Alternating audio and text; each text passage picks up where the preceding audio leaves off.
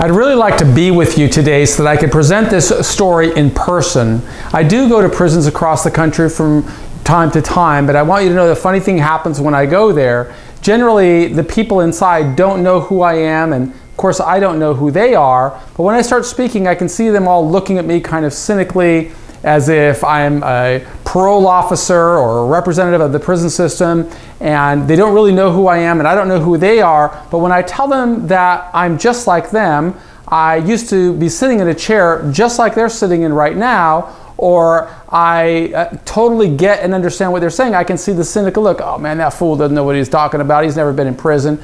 Well, here's the reality. I always tell them, you may think that I don't look hard enough or I don't look tough enough, and for that reason you may mock me or be cynical, but I've got a little secret for you.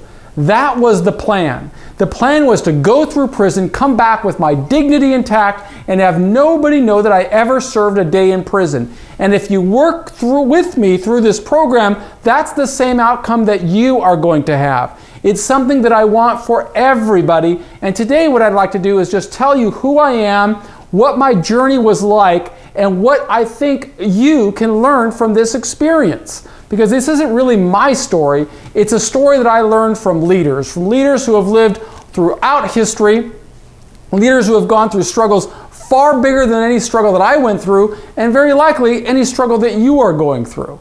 My name is Michael Santos, and on August the 11th, 1987, authorities arrested me and charged me with a crime that exposed me to the potential of life in prison without the possibility of parole.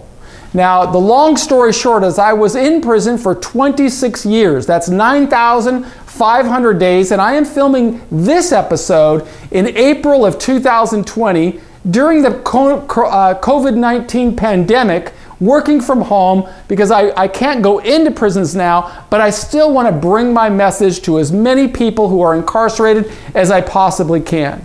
And the reason that I want to do that is because anybody who is living in struggle, anybody who is serving time, anybody who is having a difficult time in society, this message can help them. And this is the reason that I believe that. Because it has completely not only transformed my life, but I've worked using this program to watch hundreds, if not thousands of other people transform their lives.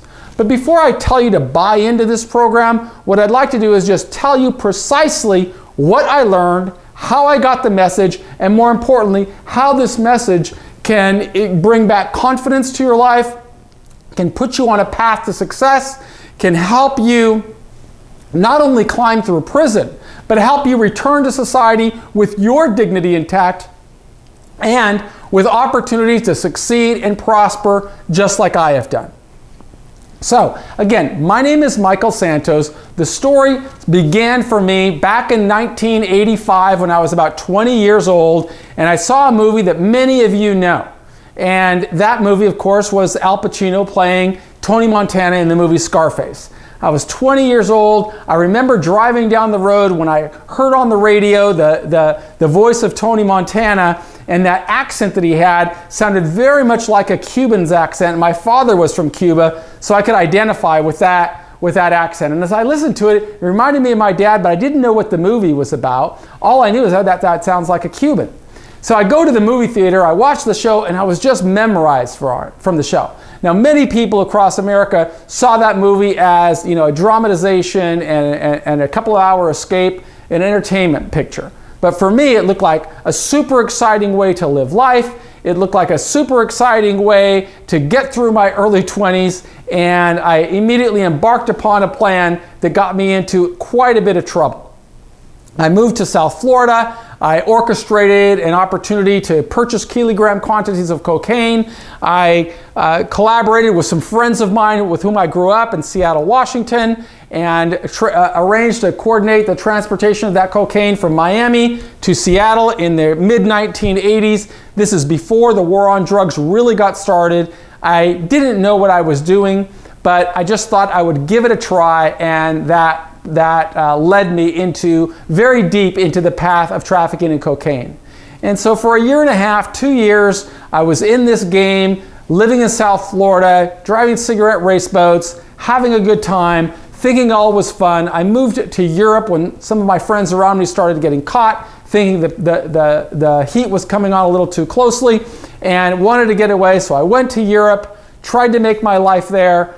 After a few months in Europe, I came back to the United States, and that's when I got arrested. August the 11th, 1987, authorities charged me with operating a continuing criminal enterprise, exposing me to a sentence or a possible sentence of life without the possibility of parole. Now, I didn't have any idea what that meant. I didn't know what was going to happen. All I knew, I had an attorney on retainer for several months before I got arrested, and I just told him, look, I don't really know what I'm supposed to do. Do I plead guilty? Do I go to trial? I'll do whatever you say. The only thing I won't do is cooperate. So I said, what do you recommend that I do? And he said, well, you didn't get caught with any drugs. All that's happening are these people are going to testify against you, but we're going to build a defense and you're going to push through trial. Now, my defense attorney wasn't really telling me what I needed to know. He was telling me what I wanted to hear. What did I want to hear? I wanted to hear that there was a big difference between an indictment and a conviction. But the reality is, when you're caught up in a criminal charge by the federal government, there's not very much of a difference between an indictment and a conviction, as I'm sure many of you know who are watching this video. Bottom line is, I proceeded through trial. After 4 or 5 weeks, or when the government finished presenting its case, I took the stand on my own defense. I put my hand on the Bible and swore to tell the truth, and then I proceeded to tell every lie, respond to the prosecutor with every lie that I possibly could. It didn't take long for the jury to ascertain that I was not being truthful, and after 3 or 4 days of deliberating, they convicted me of every count. And it was at that moment that I transformed my life. And there's a reason I'm telling you all of this. I'm telling you all of this because this is a pathway that I had to go through to really transform my life.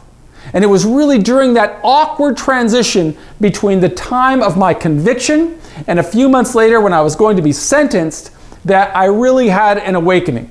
And the reason that I had an awakening is because by then I'd been incarcerated in pre-trial detention for about, 10 months, 9 or 10 months. And the one thing that I knew was I completely hated imprisonment. I hated everything about it.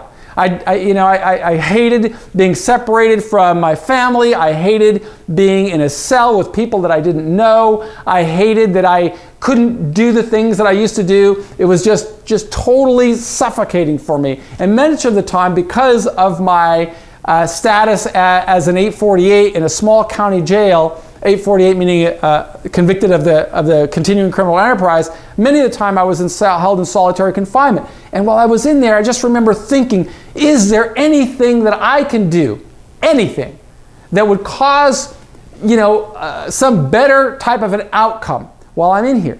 And it was through those thoughts and through those prayers and asking God to give me the strength to get through this journey that I was kind of led to a book. And I'm sure in the jail where you are, there are book carts with a lot of books there. And I started reading this book, the titles of the book, and I found this anthology. Now, anthology, of course, I didn't know what anthology was at the time, but it is a book with a lot of different chapters in it by different authors. And it was really thick. The title of the book was A Treasury of Philosophy.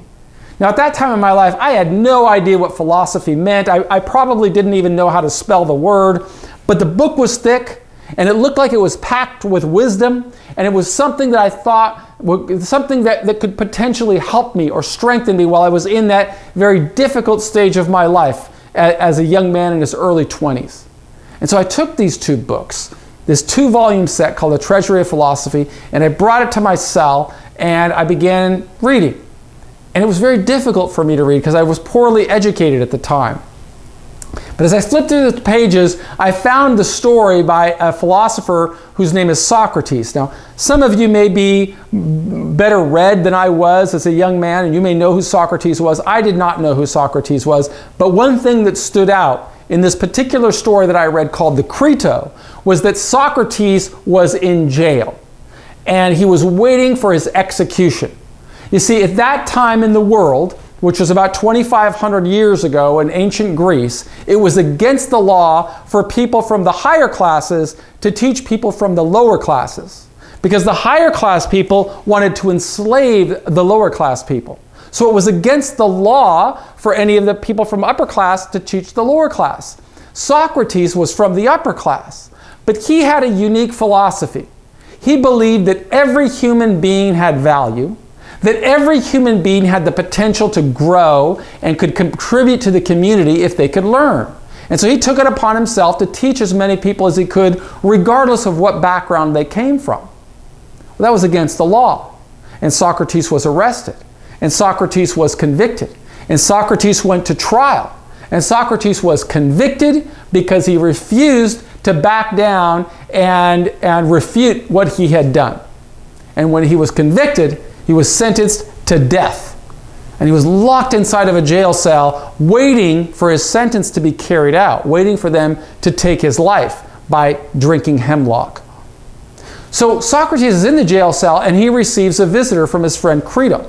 And I'm reading this story, and the only reason this story appeals to me is because Socrates is in jail and I'm in jail. Socrates has got a death sentence. I'm facing a sentence of life without the possibility of parole. And if you're going to serve life in prison, that means you're going to die in prison. And I just kind of felt like if I'm going to die in prison, it's the same thing as a death sentence. And it was for that reason that the book stood out to me. And I'm hoping it is because I am telling you I was in prison for 9,500 days and came back strong. I want to show you a path, and it's my hope that you will listen to this message as well. So I'm reading this book, and Socrates receives a visitor.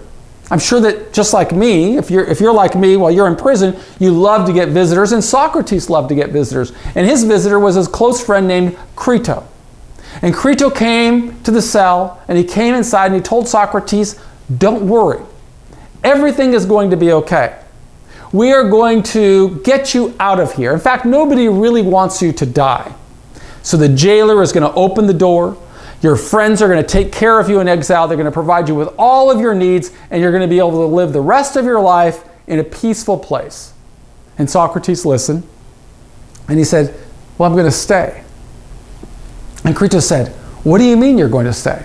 He said, "Yes, I'm going to stay." He said, "But you're going to die." And Socrates said, "Yes, I'm going to die." And Crito said, "But why would you do that? Why would you die when I've gone to all this trouble and your friends have gone to all this trouble to get you out of here?" And Socrates said, "Well, here's the reason. You see, we live in a democracy. And in a democracy, we've got to take the good with the bad. I've taken all of the good that society has given to me, but I also have to take the bad. You see, this is a bad law. But in a democracy, we have the right to change laws we don't agree with. We don't have the right to break laws. I broke the law, and I did it willingly. And I'm not going to run away like a coward for the decisions that I believe in and that I did purposely. I would rather die with my dignity intact than run away."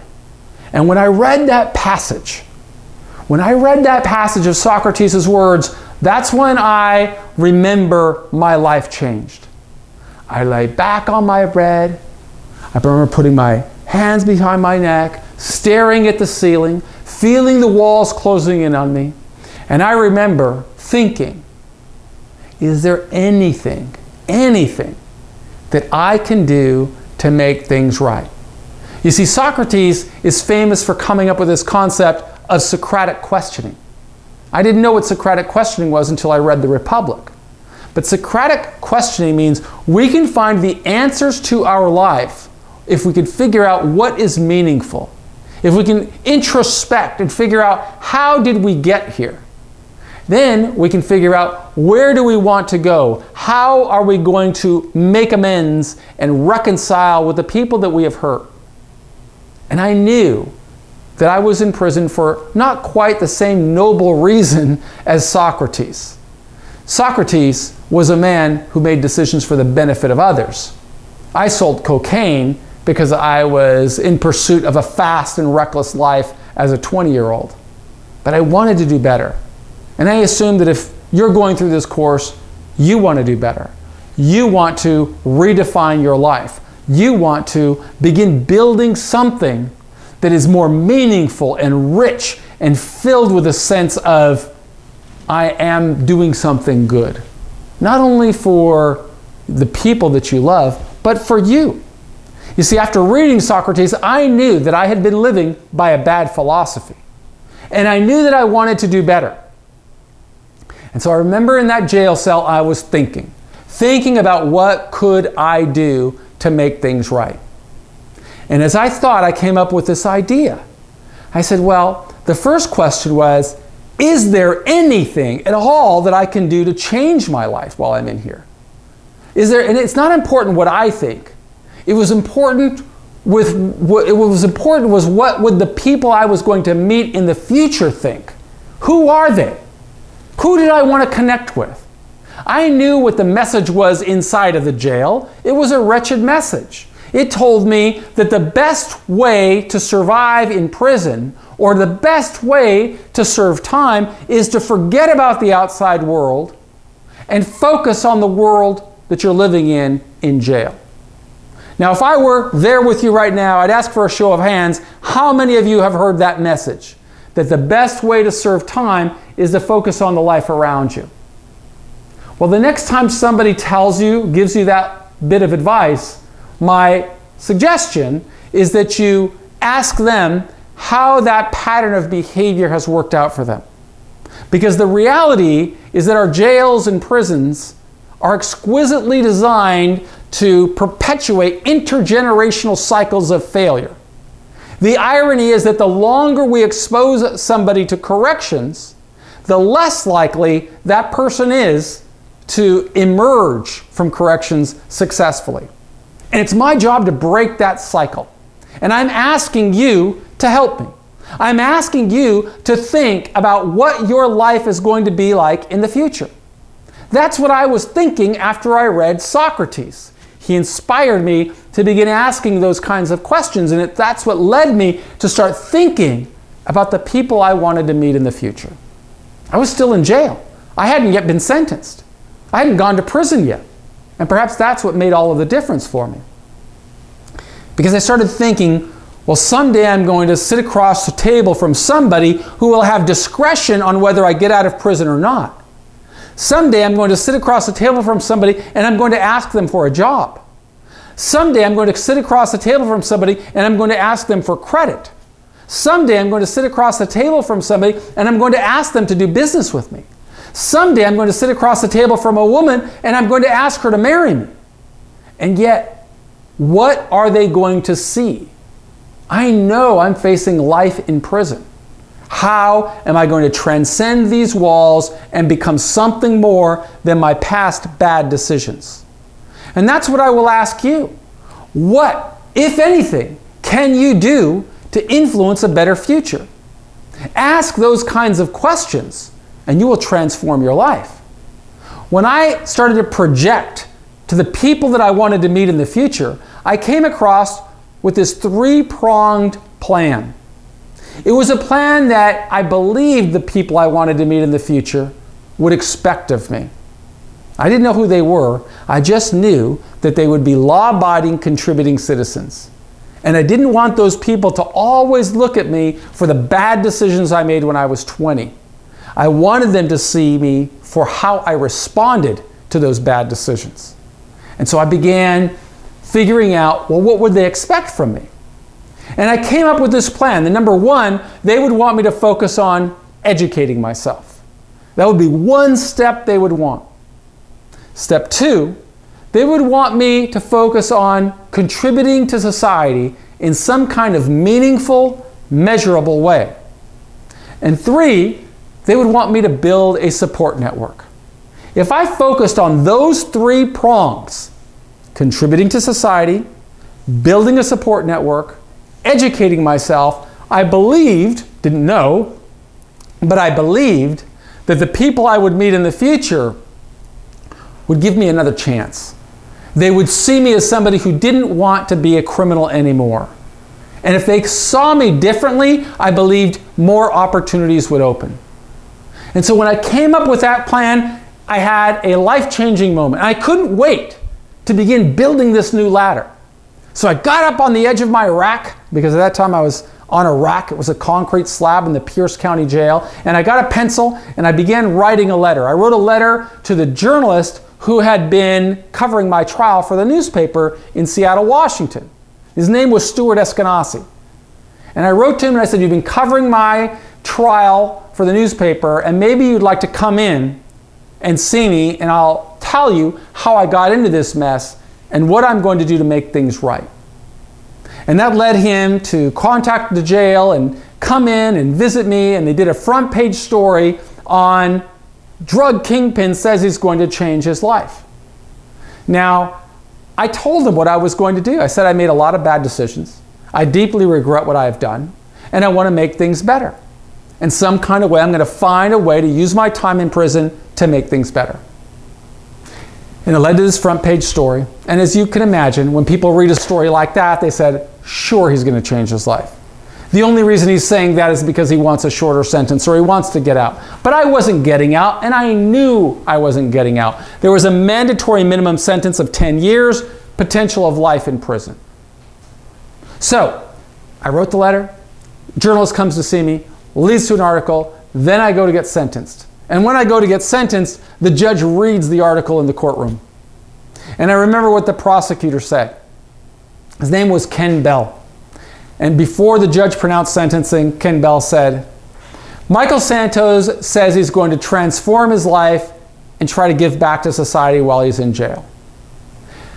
But if he spends every day of his life in an all-consuming effort to repay society, and if he lives to be 300 years old, our society will still be at a significant net loss.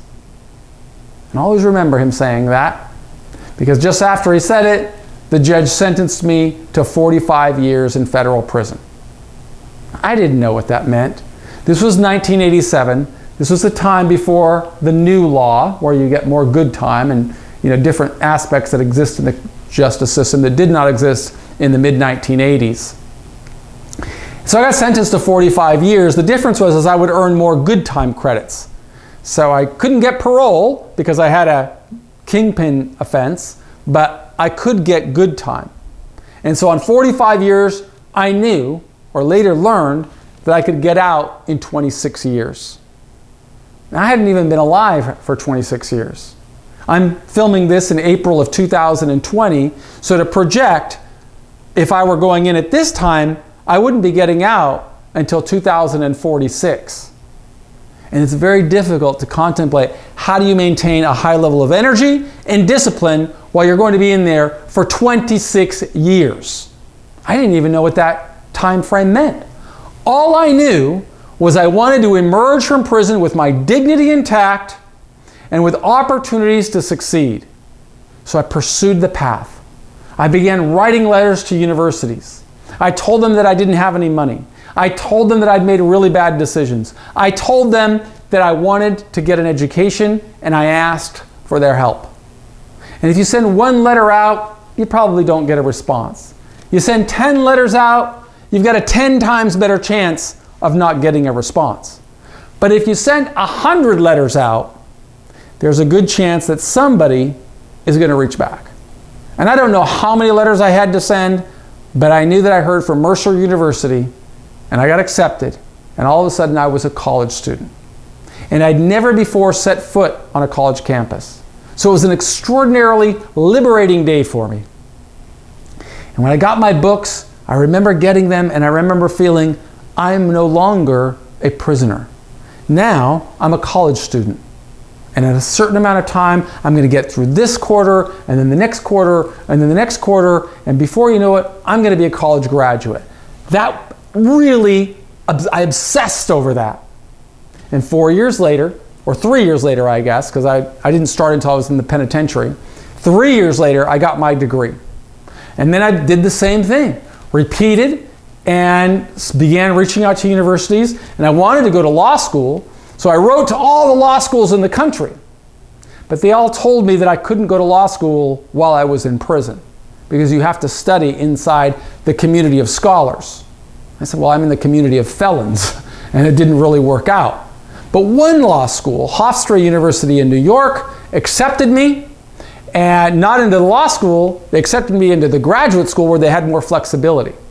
They said, what would you want to study if you could come here? We could waive the graduate records examination, and we can waive the residency. But what would you want to study? And I knew that we were in this verge of mass incarceration. And I said, I want to study this system of mass incarceration because I want to improve it in some kind of way. And so we structured an interdisciplinary curriculum where I could study cultural anthropology and political science and sociology and end up with a master's degree, which I earned in 1995. That really changed my life. I'd been in for 8 years. I had a bachelor's degree. I had a master's degree. I began publishing first articles in newspapers, and then some of the mentors that I brought into my life from universities invited me to publish chapters for their books. And then eventually I began getting opportunities to publish elsewhere, and I was feeling as if I were really executing on that plan of, number one, educating myself, number two, contributing to society through these published documents, and three, building a stronger support network of law-abiding citizens. People that I didn't know before I went to prison, and people that didn't know me. And these interrelationships really gave me life. They made me feel alive. And then I continued growing and continued pursuing. And then many years later, by the time I was in my 15th year, now I was writing books for universities that were being used in universities across the country. And as a result of writing those books, I ended up getting quite a community of people that were in my network. And they would write to me and they would research me. And this was the dawn of the internet. Now, as you know, in the mid-1980s, the internet didn't exist. I'd never used a cell phone. I'd never sent an email. I'd certainly never made a video. But I realized that this is really changing the world, this concept of technology. And so even while I was in prison, I was trying to connect. I completely rejected that model that the best way to serve time is to forget about the world outside. I knew that the best way to prepare for success would be to transcend the walls and bring people into my life. And through that process, I ended up developing a relationship with a woman. Her name is Carol. We began with a correspondence as a result of my writing, and that correspondence led to a romance. And in 2003, when I was in I think it was my 16th year of imprisonment, we got married inside of a visiting room of a federal prison. And when I met Carol, I told her about my life, told her about my journey. We worked together and we created a plan. We said, we will build our life together. And when I come home, you and I will work to try and change the world, try and change this prison system. And if you follow the same pattern, the same path that I have been on for so many years, I am absolutely convinced that you too will feel this level of growth and power in your life. And so we began working together. And through books that I was writing in prison, revenues were being generated. It completely supported my wife financially, and she was able to return to go to school, and she became first a certified nurse's aide, then a licensed vocational nurse, then a registered nurse, and then by the time I was ready to get out of prison or transition from prison to a halfway house, in 2012, for my final year, she was beginning her work toward a master's degree in nursing. And so this path led me through an extraordinarily fulfilling journey through 26 years as federal prisoner 16377-004. And you can see my prison ID number that I'll try and publish on the screen. And so I got out of prison. In August of 2012, August the 13th, 2012, Carol, my wife, picked me up at the visiting room at the prison in Atwater, California. And she started driving me to San Francisco, where I would spend the last year in a halfway house. And when I went to there, I remember crossing the bridge, and I told her, I will be as successful out here as I was in prison. I said, within 5 years, I'll have my first $1 million in assets.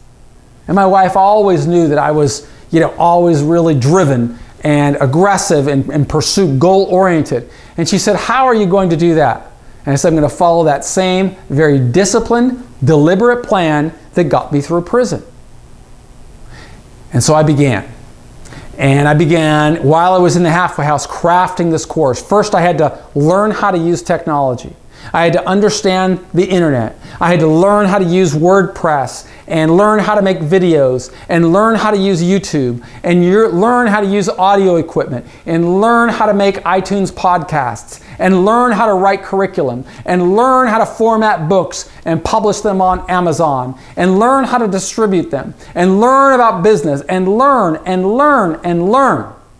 And that's what I did while I was in the halfway house. But remember, I didn't even know how to send an email the day that she picked me up. When she gave me an iPhone, I remember putting it to my ear and telling her, this is broken and there's no dial tone on it.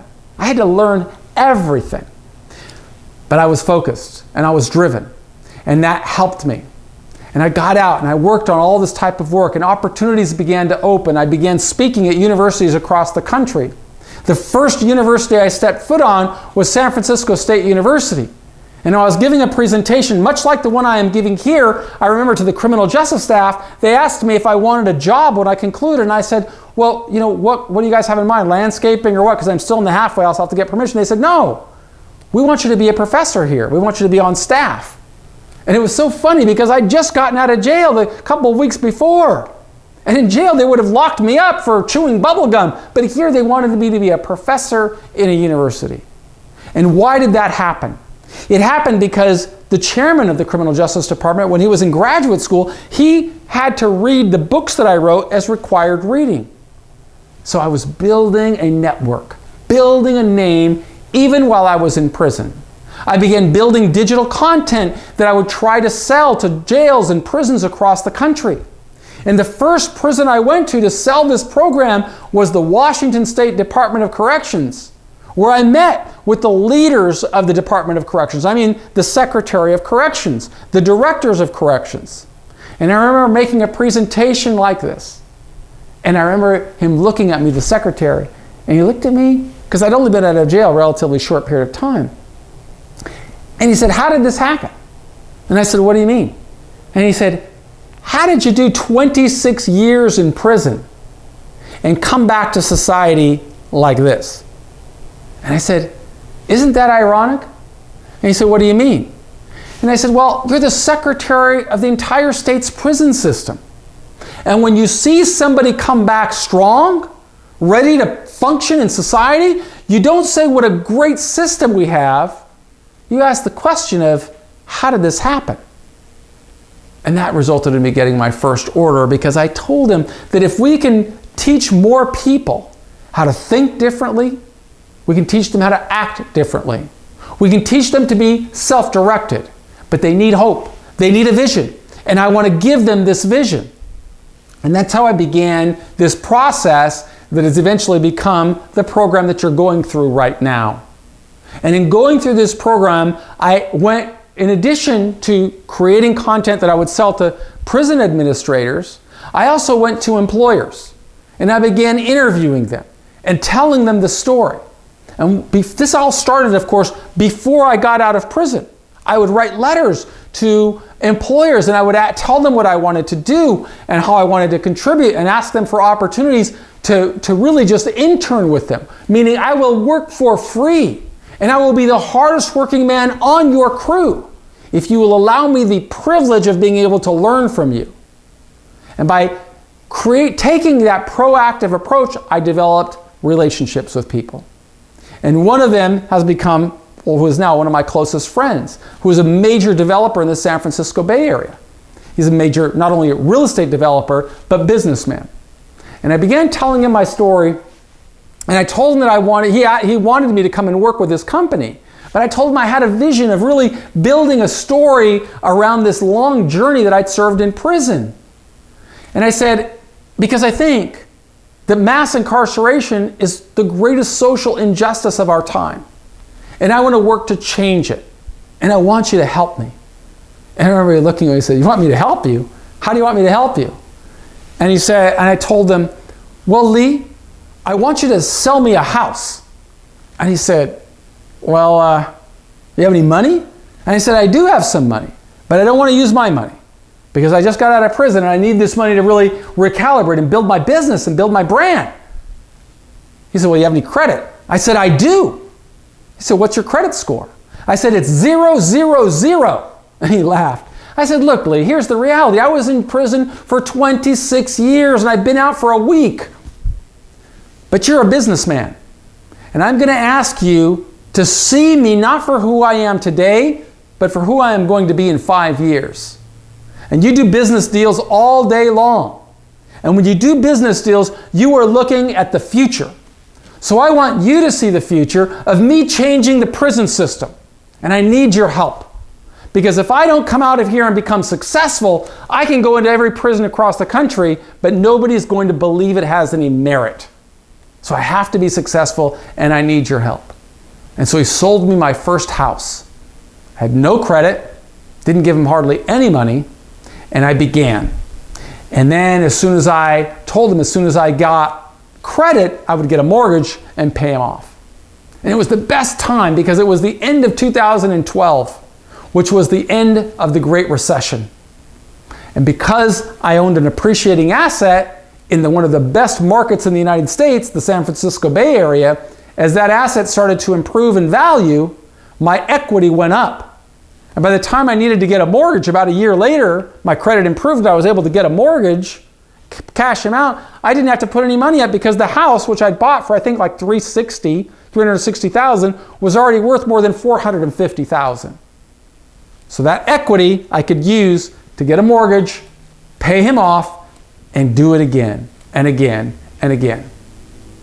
And so over the course of those first couple of years, while I was teaching at San Francisco State, while I was building a real estate business, while I was growing my business of creating digital content and client services work, I really resurrected myself.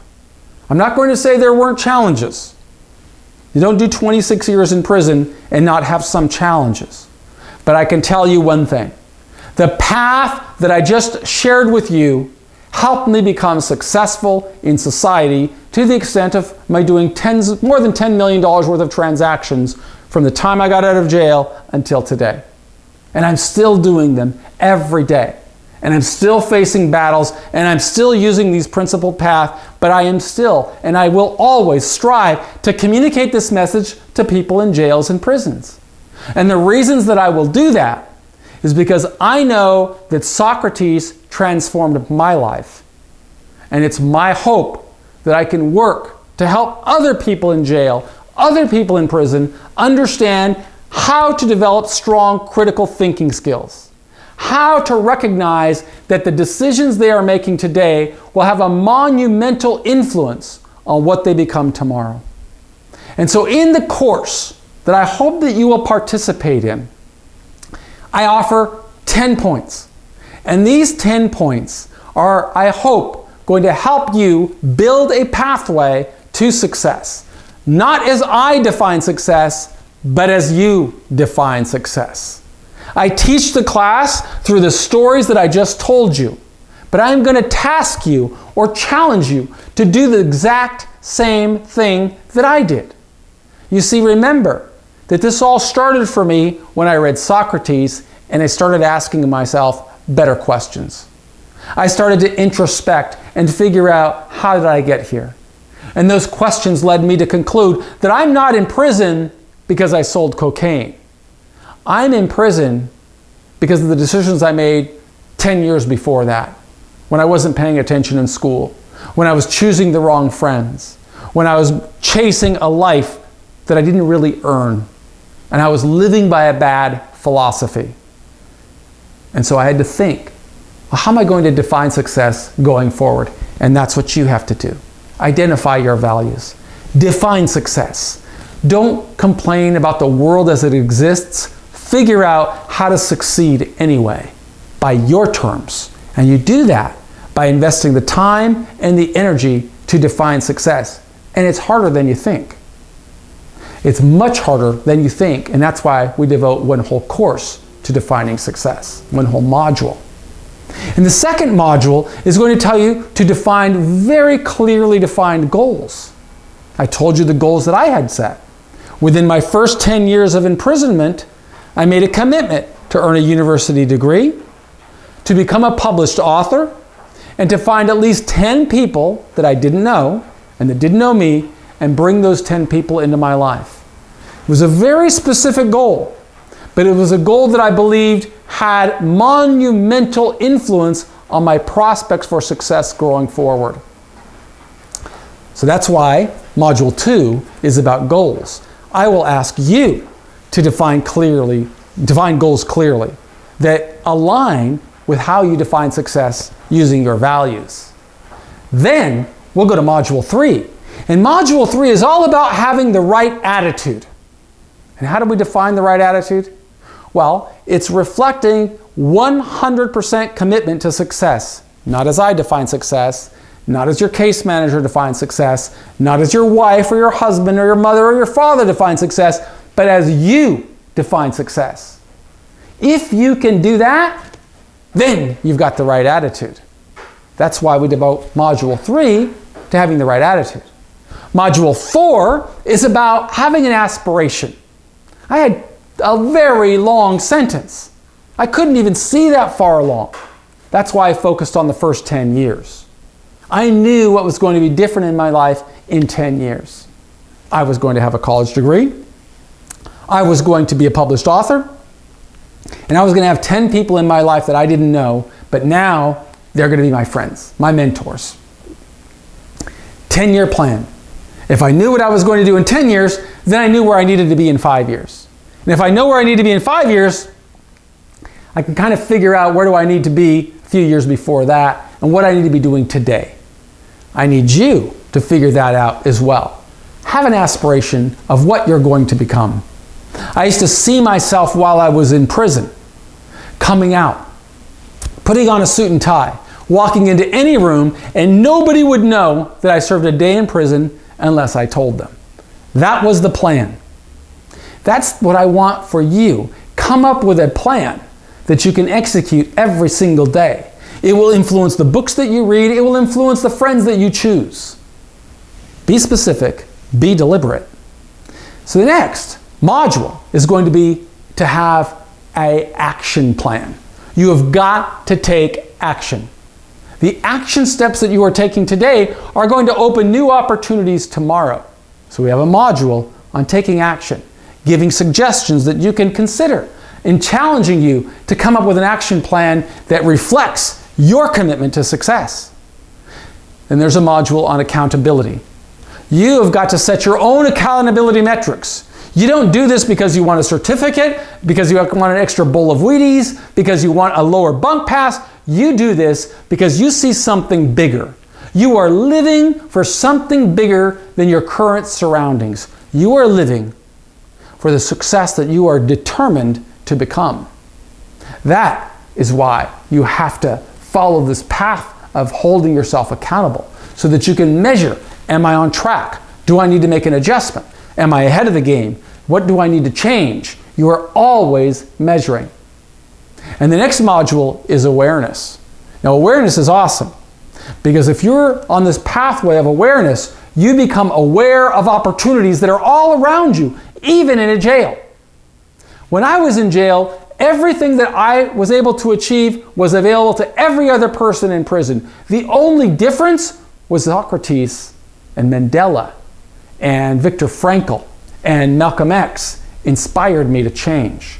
And it's my hope that you will find somebody to inspire you to change. You've got to be aware, and something magical happens. When you're aware of the world and what you can do, the world becomes aware of you. And other people begin investing in you and opening opportunities that you can seize and take advantage of, just as I did. Then, next module is on authenticity. You've got to be authentic.